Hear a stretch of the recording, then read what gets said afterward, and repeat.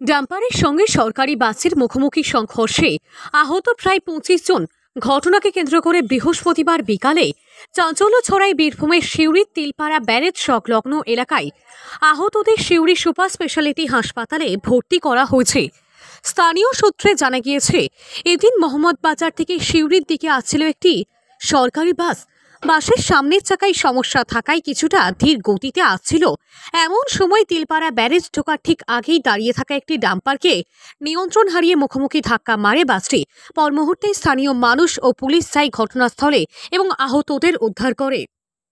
বাসের একটা কি খারাপ হয়েছিল, তখন ড্রাইভারকে বললো যে চলে যাবে। তারপরে ড্রাইভারটা একটু জোরেই চালাচ্ছিল গাড়িটা, জোরে চালাতে চালাতে তারপরে মেরে দিয়েছে।